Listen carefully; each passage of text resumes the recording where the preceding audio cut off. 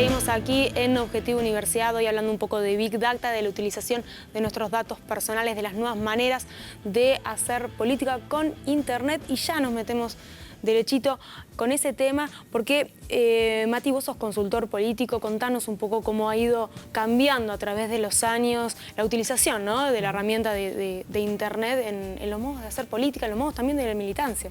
Sí, bueno, claramente un poco lo que nos pasa a nosotros en la vida cotidiana, de cómo fueron cambiando y modificándose las prácticas en cómo nos relacionamos. No es lo mismo hace 10 años, como planteaba hoy Waldo, en cómo uno accedía en esas relaciones, a lo que pasa hoy, que es todo mucho más inmediato. Bueno, claramente eso tiene sus efectos en la comunicación política.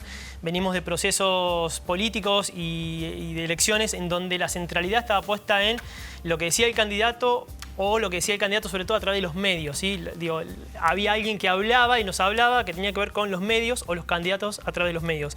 Bueno, a partir del avance de las tecnologías, esas prácticas de donde uno solamente tenía por ahí la posibilidad de escuchar o ver, se transformó. Y la comunicación política se transforma también en ese sentido.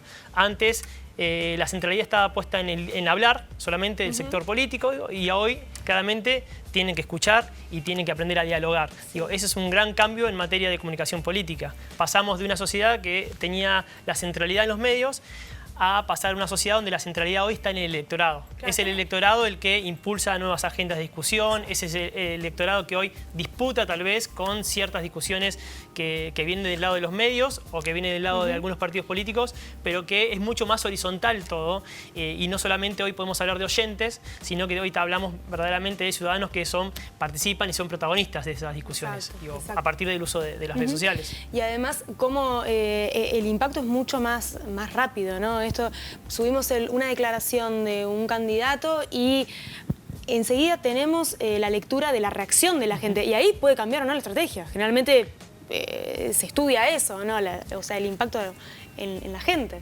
Sí, hay que entender esta sociedad en la que vivimos, una sociedad hipermediatizada, donde es todo instantáneo, donde es efímero, donde realmente los volúmenes de contenido que se producen en segundo en cada red es muy alto, y colocar el mensaje ahí es verdaderamente difícil, y quizás dura unos segundos y quizás circula después más el meme que la declaración que se hizo. Es un doble filo también, ¿eh? Sí, claro. Porque también lo que cambió son las formas y el diálogo, ¿sí? Este diálogo que era mucho más heroico por parte de los candidatos, en una sociedad donde está en igual de condiciones en términos de discutir, de opinar, de participar, claramente hay una horizontalidad en torno a cómo dialogamos con esos otros. Y eso lo que hizo fue cambiar, el lenguaje de las redes sociales está muy en boga hoy en cualquier discurso de cualquier candidato que hoy vemos en la tele, que vemos en las redes sociales, aunque cuesta todavía la política, y esto es real, que va corriendo detrás de los avances tecnológicos, hoy día muy por detrás, le cuesta poder adaptarse a estas nuevas lógicas, donde la naturalidad de lo que pasa en Facebook, o los códigos de cómo se habla en Facebook, en Instagram, la política tiene que aprender mucho todavía de cómo ser más natural en una red social donde la naturalidad es lo que prima, ¿no? Sí, y además, bueno, está todo el tema de los trolls, ejércitos de trolls que venimos escuchando.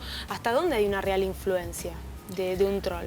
Mira, yo lo que creo que lo que sí han generado las nuevas tecnologías y el uso de Internet es que fueron generando grupos más de pertenencia, y a su vez esto genera, Manu va a saber explicarlo mejor, sociedades mucho más polarizadas. Claro. Entonces, cada uno se siente más identificado con ciertos consumos, con ciertas discusiones políticas, con ciertas representaciones políticas, y esto hace que cualquier cosa que un troll, esta cuenta que viene a denigrar o a difamar ciertas discusiones, tal vez alimenta más a ese grupo de pertenencia que modifica la práctica o el pensamiento de aquellos que claramente piensan distinto. Seguro.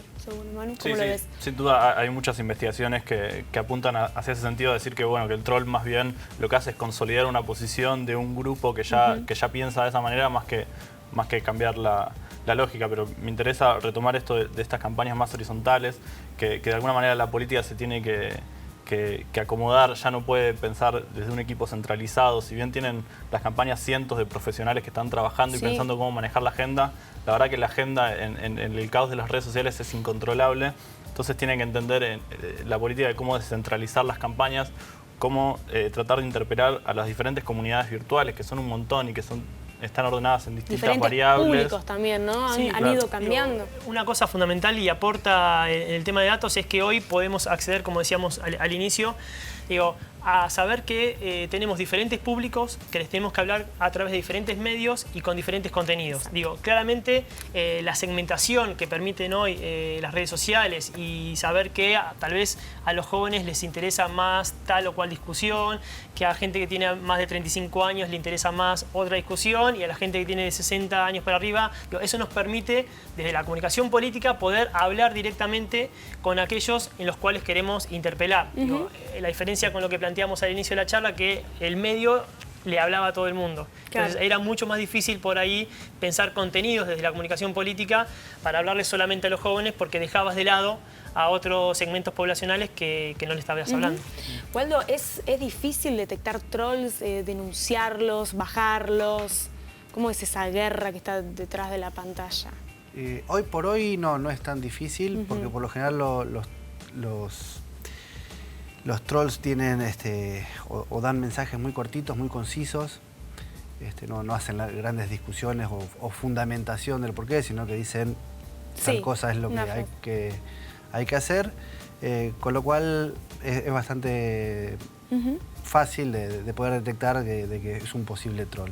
Sí. Bien, pero bueno, por ahí son situaciones en las cuales largan un troll, pero son miles, o sea, se reproducen muy rápido, ¿no es cierto? Sí, uno podría lanzar todos los que quisiera, los que la tecnología El ejército permite. de trolls, Sí, digamos. sí. Desde una computadora se pueden hacer millones de perfiles. Sí, es eso algo- no es un bot, me vas a corregir más. Los chatbots. Claro. Claro. Pero sí, actúan como troll. Y sí, uno, si tiene la tecnología, puede lanzar millones de cuentas ficticias donde atrás de cada una de ellas hay un chatbot diciendo o fomentando lo mismo, ¿no? Y sí. No, lo real es que, para la comunicación política muchas veces es como más ruido lo que pasa en estas discusiones que se generan, pero en términos concretos en la sociedad yo no creo que incida tanto. Eso iba a apuntar. Hoy donde más se da la discusión acerca de los trolls y la posverdad es en Twitter, que es una red social donde solamente hay, en comparación con Facebook hay 32 millones de usuarios, que es como si fuese el padrón electoral. En Twitter hoy hay 4 millones de usuarios. Es una red social muy ruidosa, ¿sí? Y donde la comunicación política y el periodismo le llama mucho la atención porque básicamente se trabaja mucho con la información. Exacto. Pero en términos, ninguna red social hoy garantiza el triunfo de ningún candidato de por sí, ningún Facebook hace presidente a ningún presidente. Sí, lo que importa es que se ha ampliado la esfera pública, el espacio público en cuanto a las posibilidades de decir y dialogar, y las redes sociales son muy importantes en eso. Sí, pero no ni hablar. garantizan el triunfo de nadie. No, ni Lo que hablar. garantiza es una buena estrategia que tenga en cuenta el rol de las redes sociales, el rol de los medios y el rol del territorio. Y lo que necesita la gente. Y por sobre todo. Sobre todo lo que necesita la gente. Y hablando un poquito más sobre los medios de comunicación, cómo las redes sociales han ido aumentando en lo que es el consumo, ¿no? de los medios. Si la televisión, pregunto, ¿no? sigue marcando agenda o ya esto son las nuevas formas de producir directamente para las redes sociales. ¿Cómo Son las dos cambió cosas, eso creo también? que lo que planteas vos es, todavía hoy la televisión es el canal tal vez por excelencia donde la gente se informa o elige para informarse. Pero también lo hace a través, y cada vez más, a través de las redes sociales. Si bien hay estudios que van marcando cómo va bajando año a año el rating anual de los canales, eso no implica que hoy tenemos una pantalla siempre en la mano y podamos mirar estos programas on demand, que te permite ver programas no en vivo a través de tu teléfono, pero que las redes sociales también empiezan a jugar un rol importante dentro de la definición en torno a hacia dónde se dirige la información. Y esto ha modificado las pautas de trabajo en los medios. Ustedes seguramente aquí lo trabajan, cómo poder fomentar contenidos que, más allá de lo que estás transmitiendo ahora en la pantalla, se puedan ver después en redes sociales. Hay estudios también que marcan que el 60% de la gente elige Facebook para informarse, y otra red que está en crecimiento es WhatsApp, que el 40% ya se informa a través de WhatsApp. Más todavía, porque claro, hay mucha gente que trabaja directamente con el WhatsApp. Totalmente. Pero sí, es cierto que han ido aumentando, y también está el tema de las fake news, ¿no? Hablamos un poco de los trolls y las fake news, que ¿Qué pasa? Con el cambio de tiempo, con el avance del tiempo y la tecnología, ya la gente me parece a mí que se vuelve un poco más perezosa a la hora de informarse, ¿no? No es que se lee toda la noticia, sino que lee el titular, la bajada y sigue. Entonces, ahí, ¿cómo juegan el tema de las fake news en el consumo, ¿no?, de la gente? Sí, yo creo que lo que ha pasado con el avance de las tecnologías es que se democratizó mucho más la producción de fake news. Digo, la fake news, esa noticia falsa, estuvo a lo largo de la historia siempre. Digo, sí. Al abrirse un montón de canales, nuevas mediaciones, lo que generó es que esas noticias pudieran correr de manera mucho más rápida y que por momentos, en esto que hablábamos hoy de la gran cantidad de datos y la gran cantidad de noticias que pueden estar circulando, sea difícil poder ir a chequear esa información. Sí, digo, las fake news circulan mucho por WhatsApp. Digo, es una herramienta que en principio genera fidelidad de lo que te llega porque te llega por alguien que vos conocés. No es algo que está dando vuelta que te llega a alguien que uno desconoce. Entonces, si a mí Belén me manda una noticia, digo, la conozco a Belén y digo, si más o menos también pasa por la confianza también. Digo, en esto que hablamos hoy de que se van generando sentidos de pertenencia de grupos, digo, tal vez crea en esto que me está planteando Belén. Seguro. Sí, también hay que ver las fake news, por ejemplo, cómo afectan a cada sector particular. O sea, las últimas investigaciones hablan más de que afectan al sector etario más adulto, adultos mayores, digamos, de 50 años para arriba. Me parece que no hay que pensar en los medios de comunicación y en el rol que tienen a la hora de informar o de combatir las fake news. Hoy, por ejemplo, veía cómo varios medios, bueno, desde ayer están retomando declaraciones de Aníbal Fernández de junio, sin aclarar siquiera que es de junio, y cómo los medios principales que se comprometen en este caso en reverso, el reverso de Clarín, a combatir las fake news, siguen reproduciendo esa lógica y no se gastan ni siquiera en aclarar las propias desinformaciones que generan ellos. Exacto. Waldo, tenemos un optimismo muy grande con respecto a las redes sociales, con respecto a Internet. ¿Qué es lo que se viene? Y como última pregunta para ir cerrando, las ciudades inteligentes, ¿no? La información que puede llegar a proporcionar a los gobiernos, las ciudades inteligentes, donde todo está interconectado. Bueno, la idea sería, sí, poder contar con tecnologías en la cual ayude al ciudadano o a la sociedad en sí, sin tener miedo de estar metiendo la pata o de que algo malo pueda suceder porque subí una foto o hice un tal comentario o demás.